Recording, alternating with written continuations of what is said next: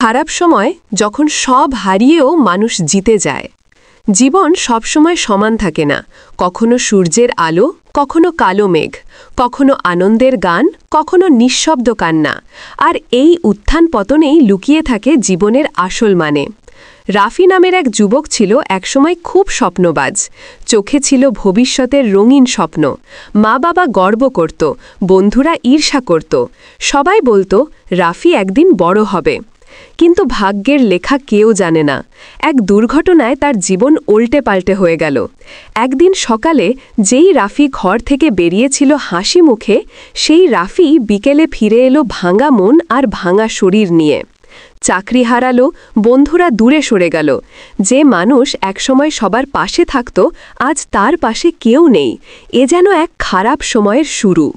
সে রাতের পর রাত চুপচাপ ছাদের দিকে তাকিয়ে থাকত, নিজেকে প্রশ্ন করত, কেন শুধু আমার সাথেই এমন হলো। মায়ের চোখে অশ্রু, ঘরে নীরবতা, জীবনের আনন্দ যেন কোথাও হারিয়ে গেল।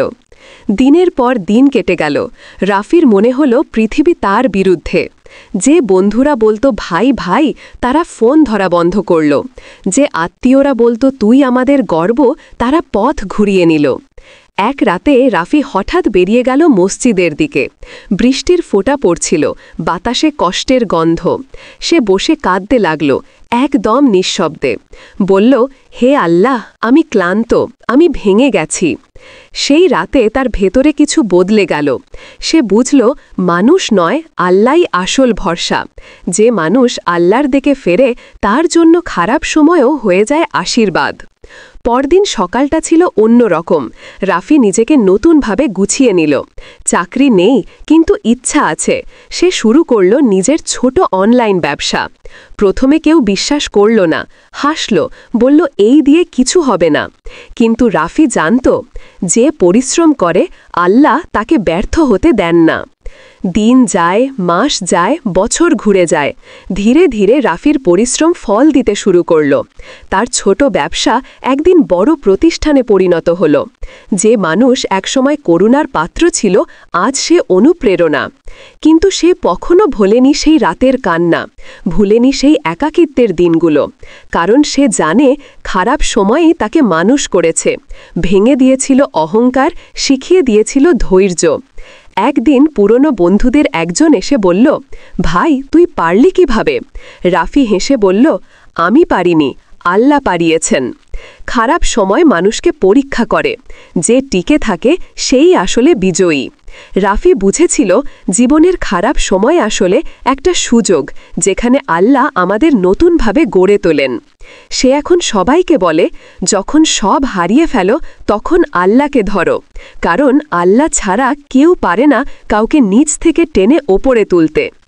একদিন মসজিদের সামনে এক বৃদ্ধ লোক বলল, বাবা, আমার খাবার নেই, একটু দে। রাফি নিজের টিফিনের খাবারটা তাকে দিয়ে দিল। হেসে বলল, আমি জানি ক্ষুধা কেমন লাগে, আমিও একসময় না খেয়েছিলাম। বৃদ্ধের চোখে অশ্রু, মুখে দোয়া। রাফি বুঝল, আজ সে সফল, কারণ তার কষ্ট এখন অন্যের উপকারে লাগছে। রাতের বেলা সে ছাদের দিকে তাকিয়ে হাসল।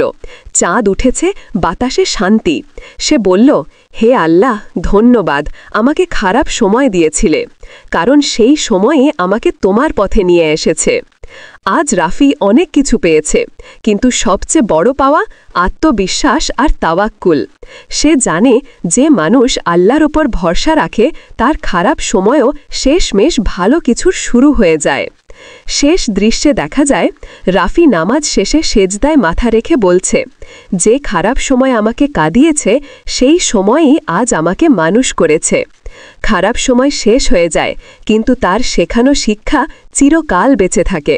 যে মানুষ এই শিক্ষা বুঝে নেয়, সে আর কখনো ভয় পায় না কোনো ঝড়কে।